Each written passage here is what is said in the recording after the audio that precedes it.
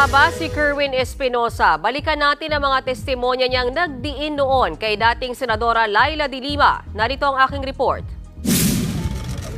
October 17, 2016, inaresto sa Abu Dhabi ang self-confessed drug lord na si Kerwin Espinosa. Ayon yan sa impormasyon ng Philippine National Police sa pamumuno pa noon ni Senador Ronald Bato de la Rosa.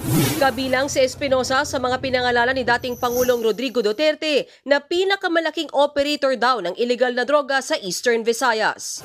November 2016, humarap si Espinosa sa mga serye ng mga pagdinig ng Senate Committee on Public Order and Dangerous Drugs. Dito niya itinuro si dating Senator Laila de Lima na sangkot umano sa illegal drug trade sa Bilibid noong Justice Secretary pa ito.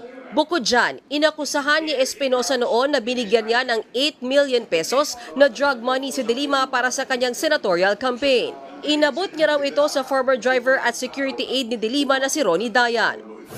Tumawag sa akin at sinabi ng driver niya na, pare, ang sabi ni ma'am na bago mag-eleksyon, kailangan makabigay ka ng 8 million pesos. At mag-usap na lang tayo pagkatapos ng eleksyon. Pinabulaanan ni de Lima ang lahat ng yan.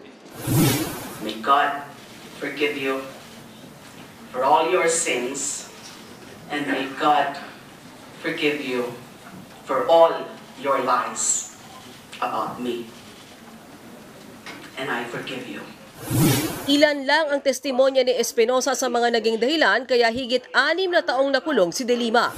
Hanggang sa noong 2022, binawi ni Espinosa ang mga naging pahayag niya laban kay de Lima. Sa isang pirmadong statement, sinabi ni Espinosa na wala siyang anumang transaksyon kay de Lima. Hindi rin daw siya nagbigay ng pera kahit kailan. Pineke raw niya ang kanyang testimonya dahil pinagbantaan ang kanyang buhay. Acquitted na si de Lima sa lahat ng kasong may kinalaman sa droga. At ngayon nga, siya ang first nominee ng mamamayang Liberal Party List para sa Bilang Pilipino 2025. Tatakbo rin si Espinosa bilang alkalde naman ng Leyte.